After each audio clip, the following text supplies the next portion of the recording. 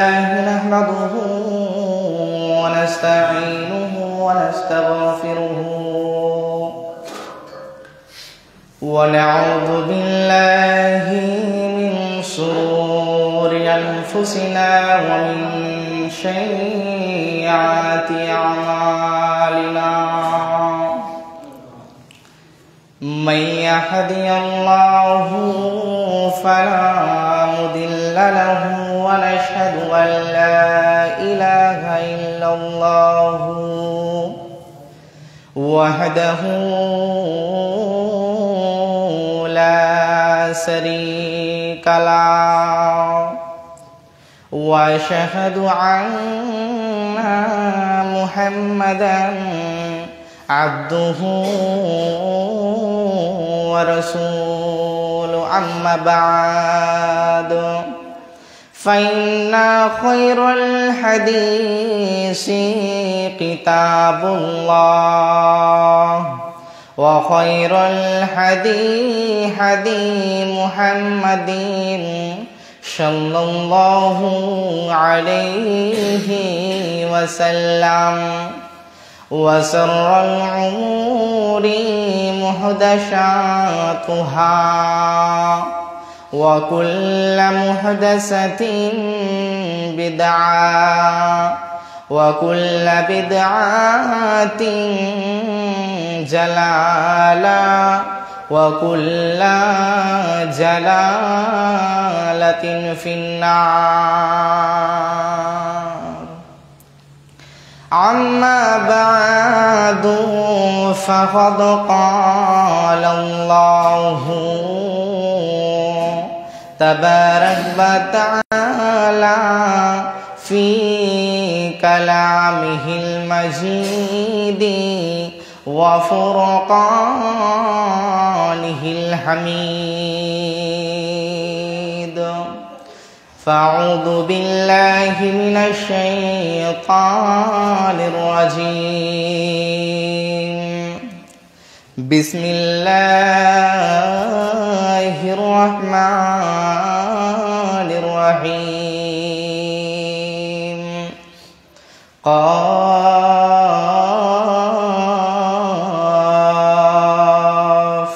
والقرآن المجيد بل عجبوا أن جاءهم منذر منهم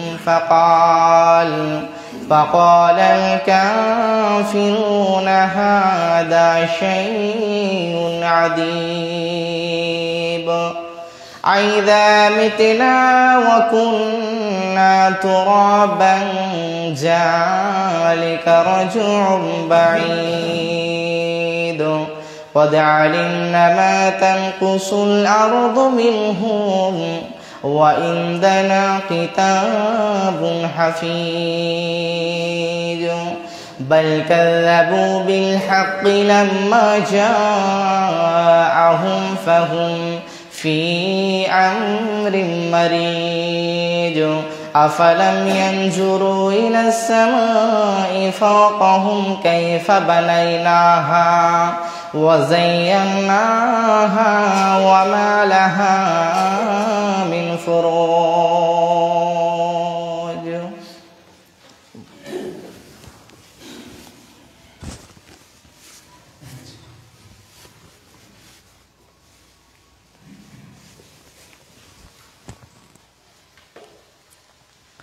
نحمده ونصلي على رسوله الكريم أما بعد فأعوذ بالله من الشيطان الرجيم بسم الله الرحمن الرحيم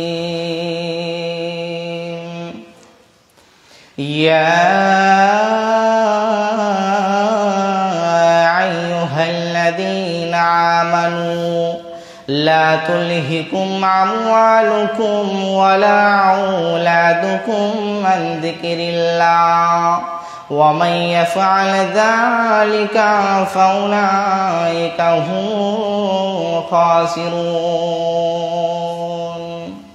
বিসমিল্লাহির রহমানির রহিম। ইয়া আইয়ুহাল্লাযীনা আমানু কুলু মিম্মা ফিল আরদি হালালান তাইয়িবান ولا تتبعوا خطوات الشيطان إنه لكم عدو مبين.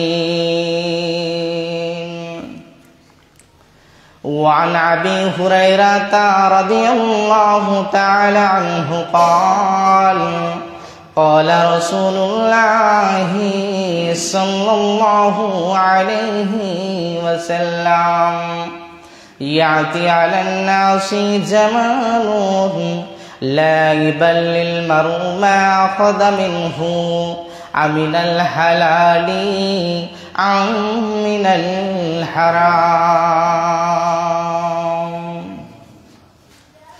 হে ভাবুক তো ভেবে দেখো বসে নিরালায়, গজব কেন রে দুনিয়ায়, শান্তি কেন নাই রে দুনিয়ায়। হে ভাবুক তো ভেবে দেখো বসে নিরালায়, গজব কেন রে দুনিয়ায়, শান্তি কেন নাই রে দুনিয়ায়। খাঁটি ধার্মিক নয় তো দেশে মুসলিম চলে কাফের বেশে, খাঁটি ধার্মিক নয় তো দেশে মুসলিম চলে কাফের বেশে। কথায় কাজে ব্যবহারে বেদিন বোঝা দায়, গজব কেন রে দুনিয়ায়, শান্তি কেন নাই রে দুনিয়ায়। নামাজ রোজার ধার ধারে না, সত্য কথা কেউ বলে না। নামাজ রোজার ধার ধারে না, সত্য কথা কেউ বলে না। মিথ্যার চগলখড়ি করিয়া বেড়ায়, গজব কেন রে দুনিয়ায়, শান্তি কেন নাই রে দুনিয়ায়। মাথায় কাপড় দেয় না নারী, পেটে বুকে দেয় না শাড়ি। মাথায় কাপড় দেয় না নারী, পেটে বুকে দেয় না শাড়ি।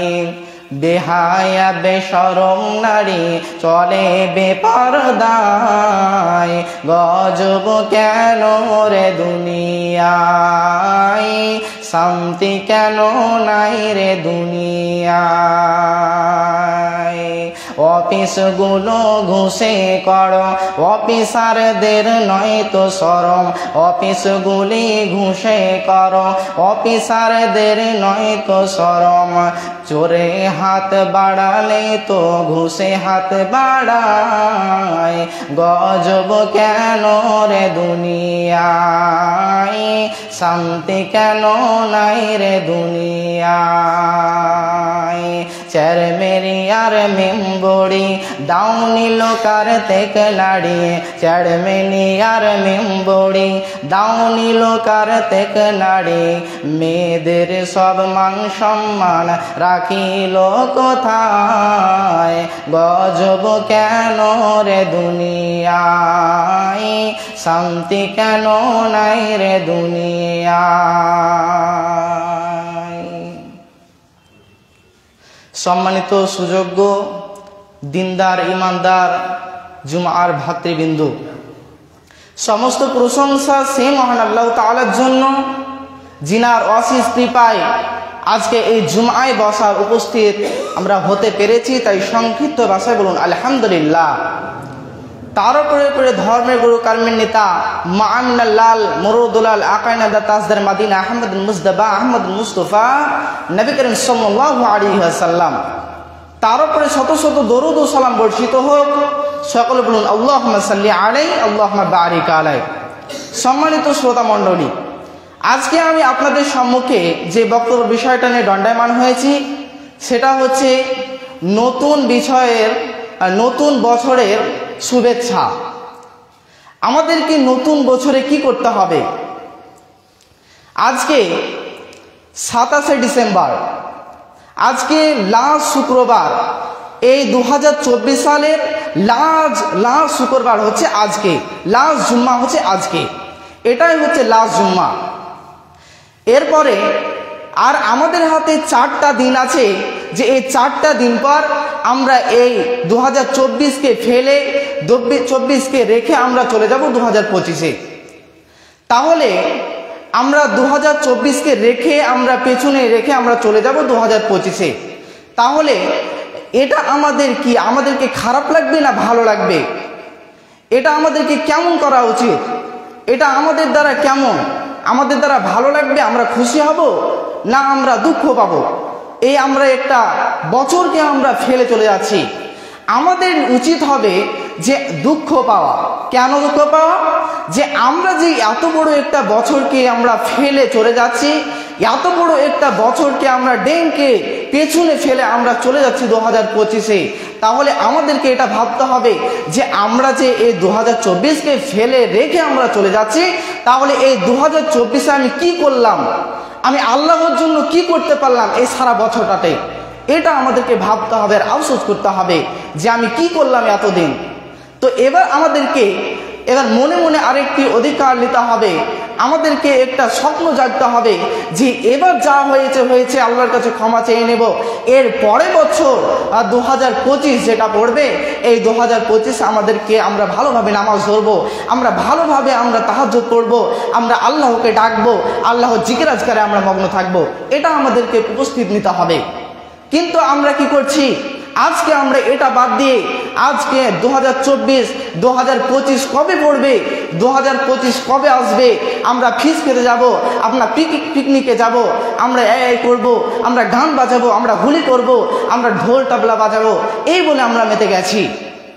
আজকে আমরা ভাবছি যে 2025 কবে আসবে, 2025 কবে হবে, 2025-এর দিনে 1 তারিখে আমরা সকলেই মিলে আমরা ফিস্ট করব, আমরা ট্রাক্টর ভাড়া করে আমরা পিকনিক করতে যাব, আমরা ট্রাক্টর ভাড়া করে গান বাজাতে বাজাতে বাজাতে আমরা এনজয় করতে করতে যাব, আমরা এই স্বপ্ন আমরা কামনা করছি।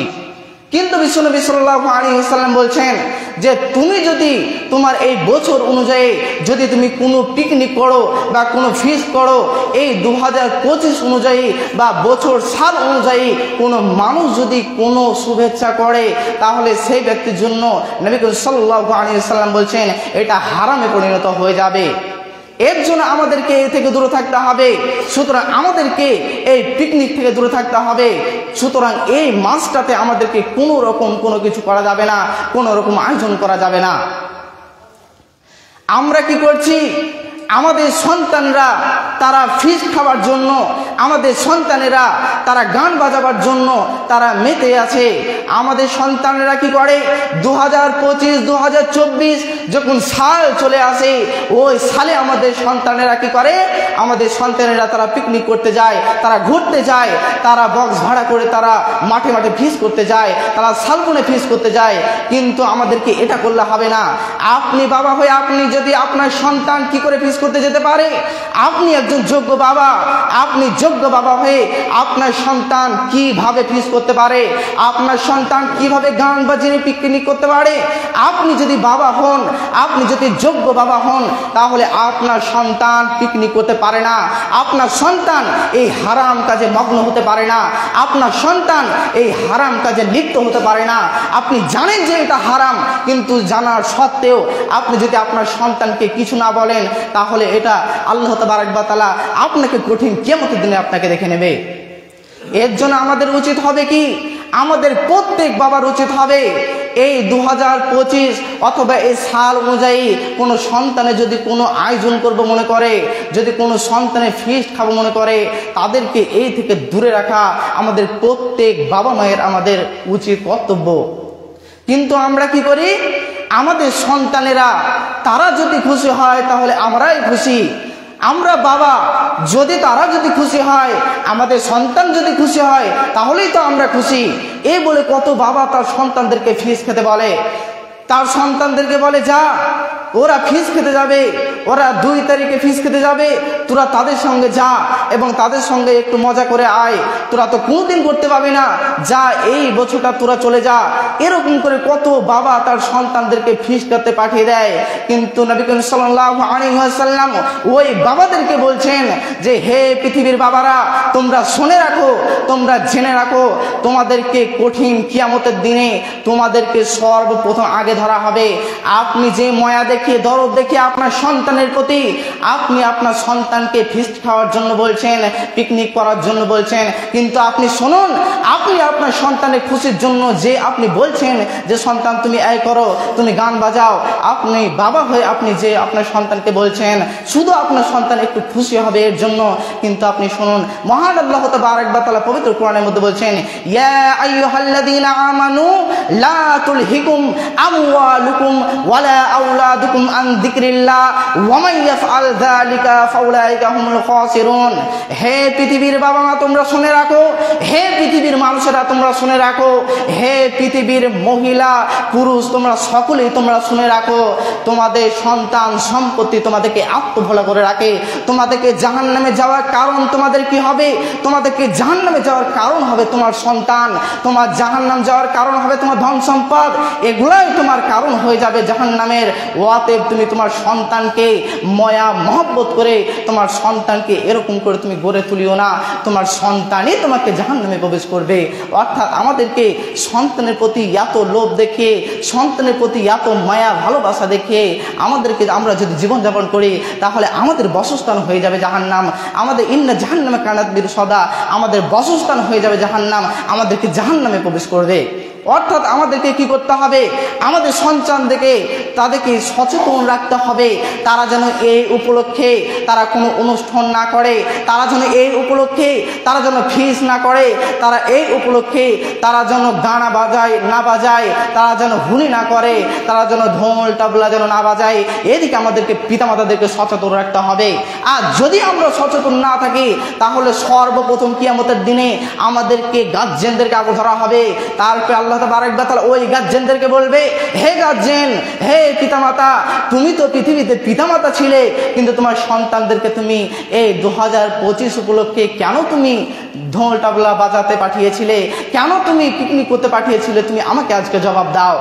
সেদিন আপনার কিন্তু জবাব দেওয়ার কোনো মুখ থাকবে না, সেদিন আপনি বড় অসহায় হয়ে যাবেন, সেদিন আপনি বড় নিরুপায় হয়ে যাবেন, আপনার কোনো কথা বলার হাত থাকবে না, আপনার কোনো কথা বলার কোনো রিহাই থাকবে না, সেদিন আপনি বড় অসহায় হয়ে যাবেন, আপনি বড় নিরুপায় হয়ে যাবেন, আপনার কথা বলার কোনো মুখ থাকবে না, কোনো রাস্তা থাকবে না। অতএব আমাদেরকে এই দুনিয়া থেকে আমাদেরকে এখন থেকে আমাদেরকে সচেতন থাকতে হবে প্রতিটা পিতামাতাকে। আপনি যদি সুন্দরভাবে সন্তানকে গড়ে তুলতে চান, আপনার সন্তানকে যদি ভালোভাবে যদি মানুষ করতে চান, তাহলে সর্বপ্রথম আপনার গাইডলাইন হবে আপনার সন্তানকে ভালোভাবে মানুষ করা, আপনার সন্তানকে শিক্ষা প্রতিষ্ঠানে ভর্তি করা, আপনার সন্তানকে মাদ্রাসা বোর্ডে ভর্তি করা, আপনার সন্তানকে হাফেজিয়া লাইনে ভর্তি করা, আপনার সন্তানকে আপনি স্কুলে ভর্তি করছেন, আপনার সন্তানকে আপনি মিডিয়াতে ভর্তি করছেন, আপনার সন্তানকে আপনি হাই স্কুলে ভর্তি করছেন, কলেজে ভর্তি করছেন, ইউনিভার্সিটিতে ভর্তি করছেন, কিন্তু আপনি জেনে রাখুন কঠিন কিয়ামতের দিনে আল্লাহ তাবারক ওয়া তাআলা আপনাকে, আপনি বাপ, আপনাকে বলা হবে যে হে সন্তানের বাপ, তুমি যে তোমার সন্তানকে তুমি স্কুলে পড়িয়েছিলে, তুমি যে তোমার সন্তানকে ইউনিভার্সিটিতে পড়িয়েছিলে, তো তোমার সন্তান তোমার জন্য কি করেছে বলো? তুমি যখন মারা গিয়েছিলে তখনও তোমার সন্তান তোমার জন্য জানাজার নামাজ পড়েনি, তোমার সন্তান না মাটি দিতে আসেনি, তাহলে তুমি এত কিছু তোমার সন্তানের জন্য করলে, তোমার সন্তানকে তুমি স্কুলে পড়ালে, তোমার সন্তানকে তুমি কত বড় করে মানুষ করলে, এরপরে তুমি মৃত্যুবরণ করে দিলে, তোমার মৃত্যু ঘনিয়ে গেল, তোমার সন্তান তোমাকে মাটি দিতে পেল না, তোমার সন্তান সে এত বড় বিজনেসম্যান হয়ে গেছে যে আপনার মাটি দেবে, তুমি বাবা তোমার মাটি দেবে তোমার সন্তান, এ টাইমটাও তোমার সন্তানের ছিল না, তাহলে আপনি কেমন, আপনি একজন বাবা হয়ে আপনি কেমন সন্তানকে আপনি মানুষ করছেন? অতএব আমি আপনাদেরকে বলতে চাই, আপনার সন্তানদেরকে আপনি মাদ্রাসা লাইনে ভর্তি করুন, আপনার সন্তানদেরকে আপনি ইসলামিক শিক্ষাতে সুশিক্ষিত করুন। কারণ নবী করিম সাল্লাল্লাহু আলাইহি ওয়াসাল্লাম বলেন, তালিবুল ইলমি ফারিজাতুন আলা কুল্লি মুসলিমিন, প্রত্যেক মুসলমান নর ও নারীদের জন্য আমি নবী করিম সাল্লাল্লাহু আলাইহি ওয়াসাল্লাম শিক্ষাকে ফরজ করেছি, ইসলামিক দ্বীনি শিক্ষাকে ফরজ করে দিয়েছি। যেই ব্যক্তি শিক্ষা অর্জন করবে না, যেই ব্যক্তি ইসলামিক শিক্ষা অর্জন করবে না, সেই ব্যক্তি অন্ধর মতো। যেমন একটি অন্ধরাত এবং একটি দিন কোনোদিন সমান হতে পারে না, ওই রকমই একজন শিক্ষিত ব্যক্তি এবং একজন মূর্খ ব্যক্তি কোনোদিন সমান হতে পারে না। একজন স্কুলের ছাত্র কোনোদিন সমান হতে পারে না একটা মাদ্রাসার ছাত্রর সঙ্গে। অতএব আমাদেরকে মাদ্রাসা লাইনে ভর্তি করতে হবে, তাহলে আপনার এই দুনিয়াও লাভ হবে, আপনার ওই দুনিয়াও লাভ হবে। আপনি আপনার সন্তানকে ইসলামিক শিক্ষায় ভর্তি করবেন, আপনি যখন মারা যাবেন আপনার সন্তান আপনার কবরের কাছে যে দোয়া করবে, আপনার সন্তান আপনার কবরের কাছে যে কাঁদবে আর দোয়া করবে, আপনার সন্তান আপনার জানাজার নামাজ পড়াবে।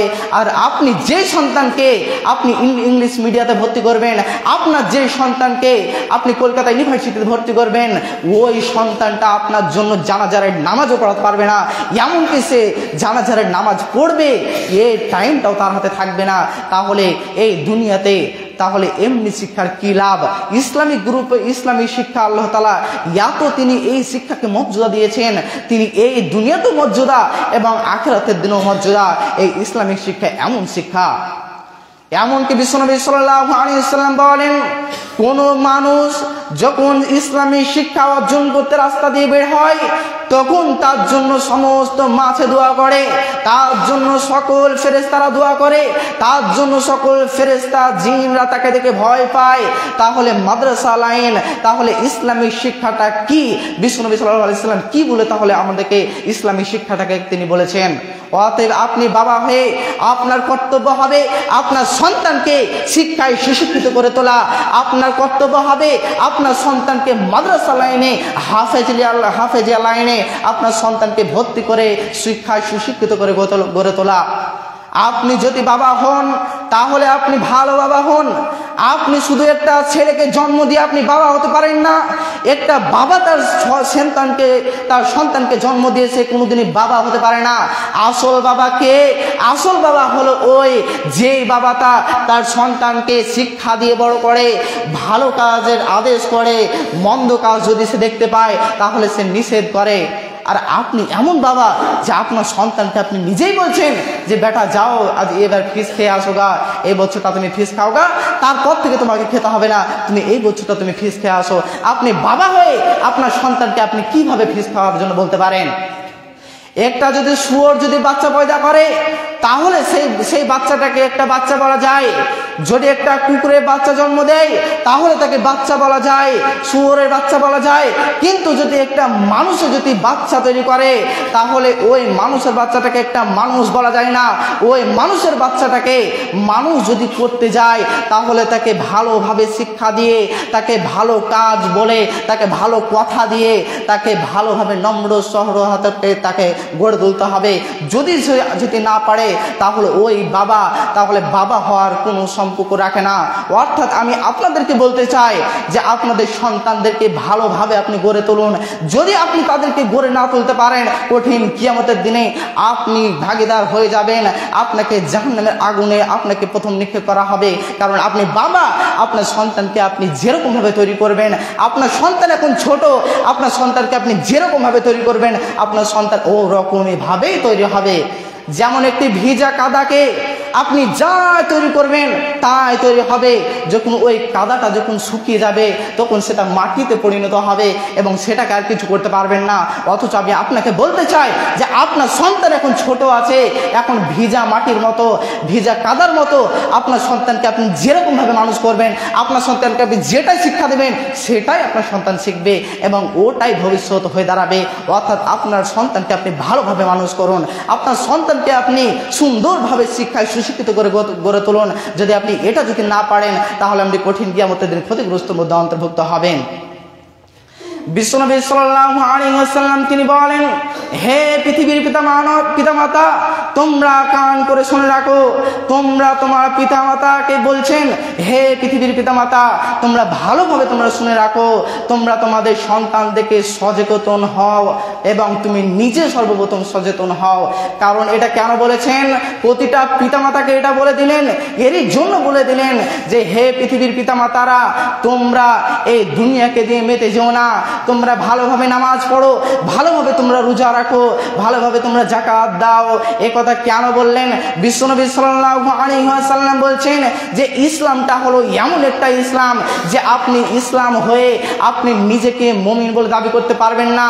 এই ইসলামটা এমনি এমনি নয়, ইসলামটা সহজ নয়, ইসলামটা এমন কঠিন। বিশ্বনবী সাল্লাল্লাহু আলাইহি ওয়াসাল্লাম একটা হাদিসের দ্বারা বলছেন, এই হাদিসটা যদি আপনি যদি শোনেন তাহলে আপনি বুঝতে পারবেন যে ইসলামটা আপনার জন্য কতটা কঠিন, কিন্তু আপনাকে মেনে জেনে চলতে হবে। মহানবী সাল্লাল্লাহু আলাইহি ওয়াসাল্লাম তিনি বলছেন, মান তারাকা সালাতা মুতাআম্মিদান ফাকাদ কাফারা, যে ব্যক্তি নামাজ আদায় করলো না, যে ব্যক্তি ইচ্ছাকৃতভাবে এক ওয়াক্ত নামাজ ছেড়ে দিল, সেই ব্যক্তি ফাকাদ কাফারা, সে ব্যক্তি কুফরি করলো, সে ব্যক্তি কাফের হয়ে গেল। ফাকাদ কাফারা, সে ব্যক্তি কুফরি করলো, ফাকাদ কাফারা, সে ব্যক্তি কাফের হয়ে গেল। এই বলে বিশ্বনবী সাল্লাল্লাহু আলাইহি ওয়াসাল্লাম তিনি ঘোষণা করলেন। তাহলে আপনি আপনার সন্তানকে আপনি কিভাবে আপনি পিকনিকে পাঠাতে পারেন? আপনি কি জানেন আপনার সন্তান সেখানে যেয়ে কি করে? আপনি মনে করছেন আপনার সন্তান শুধুমাত্র যায় এবং ফিস খেয়ে নেয়, তারপরে পালিয়ে আসে, কিন্তু আপনি জেনে রাখুন আপনার সন্তান যেখানে যায় পিকনিক করতে ওখানে সমস্তটাই হারাম, ওখানে সমস্তটাই হারাম। আপনি সেখানে যে একটাও আপনি হালাল দেখাতে পারবেন না। এক এক করে আপনাকে বলতে শুরু করি। প্রথম যখন যাবে তখন বক্স বাজাতে বাজাতে যাবে, তখন তারা মেয়েদেরকে ইফটিজিং করতে করতে যাবে, এটাও তার জন্য হারাম, এটাও তার জন্য হারাম। বিশ্বনবী সাল্লাল্লাহু আলাইহি ওয়াসাল্লাম এবং আল্লাহ তাবারক ওয়া তাআলা তিনি বিশ্বনবী হাদিসেও বলছেন এবং নবী করিম সাল্লাল্লাহু আলাইহি ওয়াসাল্লাম তিনি হাদিসেও বলছেন এবং আল্লাহ তাবারক ওয়া তাআলা তিনি কোরআন পাকের মধ্যে বলছেন যে হে পৃথিবীর মানুষ, তোমরা গান বাজাইও না, তোমরা গান শুনিও না, তোমরা গানকে তোমরা হারাম করে দাও।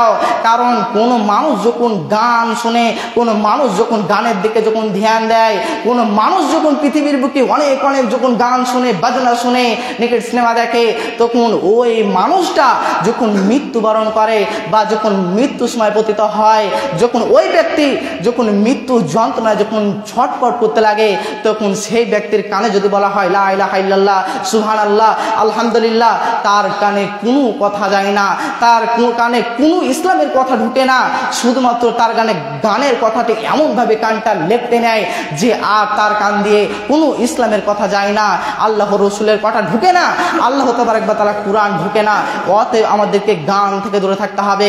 বিশ্বনবী গানের জন্য দ্বিতীয় নম্বরে বললেন, হে পৃথিবীর মানুষ, তোমরা গান থেকে তোমরা দূরে থাকো, তোমরা গান বাজনা থেকে তোমরা দূরে থাকো। কারণ গান বাজনা যে ব্যক্তি শুনবে তার কঠিন কিয়ামতের দিনে বা কঠিন কবরে তার অতিরিক্ত তার শাস্তি ও আযাবের কথা আমি ঘোষণা করে দিলাম। কারণ যে ব্যক্তি গান শুনবে, পৃথিবীর বুকে যে ব্যক্তি গান নিয়ে মেতে থাকবে, ওই ব্যক্তির জন্য মহান আল্লাহ তাবারক ওয়া তাআলা এবং নবী করিম সাল্লাল্লাহু আলাইহি ওয়াসাল্লাম তিনি বলছেন যে কোনো মানুষ যদি গান শুনে পৃথিবীর বুকে, তাহলে তার জন্য কবরে অনেক অনেক শাস্তি বেড়ে যায়। সেই এমন শাস্তিটাকে দেওয়া হয় যে সেই ব্যক্তির দ্বারা এই শাস্তিটা উপভোগ করা সম্ভব হয় না। সেই ব্যক্তি এত বিচ্ছালি করতে থাকে কিন্তু তাকে ছাড়ানো হয় না। অতএব আমাদেরকে এই গান বাজনা থেকে আমাদেরকে বেঁচে থাকতে হবে। দ্বিতীয় নাম্বার হলো, আপনার সন্তান যখন পিকনিক করতে যাবে তখন আপনার সন্তান নেশাদার দ্রব্য পান করবে, যেটা আল্লাহ তাবারক ওয়া তাআলা হারাম করেছেন, নবী করিম সাল্লাল্লাহু আলাইহি ওয়াসাল্লাম যেটা হারাম বলে ঘোষণা করেছেন। নবী করিম সাল্লাল্লাহু আলাইহি ওয়াসাল্লাম তিনি ঘোষণা করে দিয়েছেন হারাম বলে। আবার আল্লাহ তাবারক ওয়া তাআলা তিনি বলছেন ইন্নামাল খামরু ওয়াল মাইসির, তিনি বলছেন হে পৃথিবীর মানুষ, তোমরা নেশাদার দ্রব্য পান করো না, তোমরা নেশাদার দ্রব্য থেকে তোমরা দূরে থাকো। কারণ যেই ব্যক্তি নেশাদার দ্রব্য পান করে সেই ব্যক্তির কাছে 40 দিন ফেরেশতা আসে না, তার কাছে ফেরেশতা আসতে পায় না, এমনকি তার 40 দিন নামাজ কবুল হয় না। অথচ আমাদেরকে নেশাদার দ্রব্য থেকে বেঁচে থাকতে হবে। আমাদের সন্তানরা যখন পিকনিকে যায় তারা মদ খায়, গেঁজা খায়, তারা ড্যান্স করে, তারা নাচানাচি করে, হলহলে করে, কিন্তু ওই সন্তানদের জন্য আপনি দায়ী হবেন। কারণ আপনি পিতামাতা থাকার সত্ত্বেও আপনার সন্তান কিভাবে পিকনিকে যেতে পারে, আপনি বাবা হওয়ার সত্ত্বে আপনার সন্তান কিভাবে পিকনিকে যেতে পারে, আপনার সন্তানকে আটকাতে হবে। যদি আপনার সন্তান বড় হয়ে যায়, আপনার কথা যদি না শুনে, আপনাকে একবার বলতে হবে যে তুই পিকনিকে যাস না, তোর যাওয়া হবে না, আমি যেতে দিব না। তারপরেও যদি আপনার কথা না শুনে আপনার সন্তান, তাহলে আপনার সন্তানকে আপনাকে ত্যায্যপুত্র করতে হবে, এতে আপনার সন্দেহ নেই। এর জন্য আমি আপনাদেরকে বলতে চাই, আমাদের সন্তানদেরকে ভালোভাবে মানুষ করতে হবে, তাদেরকে এই শিক্ষা দিতে হবে। তাদেরকে 2025 উপলক্ষে তাদেরকে অনুষ্ঠানে যেতে দেওয়া যাবে না, তাদেরকে ফিস্টে যেতে দেওয়া যাবে না, তাদেরকে গান বাজনাতে যেতে দেওয়া হবে না। তাদেরকে যে কোনো অনুষ্ঠান করুক না কেন, আর নবী করিম সাল্লাল্লাহু আলাইহি ওয়াসাল্লাম বলছেন যে এই সাল অনুযায়ী যে ব্যক্তি গান বাজনা করে বা যে কোনো অনুষ্ঠান করে না কেন, যে কোনো উদ্দেশ্য নিয়ে করে না কেন 2025-এর বা যে কোনো সালে, সেই ব্যক্তি করলো হারাম। আবার বিশ্বনবী সাল্লাল্লাহু আলাইহি ওয়াসাল্লাম বলেন, ইয়াতি আলান নাসি আলা জামানুন লা ইবাল্লিল মারউ মা আখাযা মিনহু আমিনাল হালালি আমিনাল হারাম। মানুষের সম্মুখে এমন একটি দিন আসবে, এমন একটি যুগ আসবে, এমন একটি কাল আসবে যে মানুষে কোনো তাওয়াক্কুল করবে না, মানুষে কোনো পরোয়া করবে না যে সে কি করছে, সে ব্যক্তি হালাল রাস্তায় ইনকাম করছে না হালাল পথে ইনকাম করছে, সে ব্যক্তি কিছুই দেখবে না। সেই ব্যক্তি ফিস কাটতে যাচ্ছে, এটা হালাল না হারাম, সেই ব্যক্তি জুয়া খেছে, এটা হালাল না হারাম, সেই ব্যক্তি গান শুনছে, এটা হালাল না হারাম, এটা সে তাওয়াক্কুল করবে না। সেই ব্যক্তি হারামের রাস্তায় সেই ব্যক্তি ইনকাম করবে টাকা, সেই ব্যক্তি কোনো সন্দেহ করবে না, সেই ব্যক্তি কোনো ভাববে না যে সে কোন রাস্তায় কি করছে।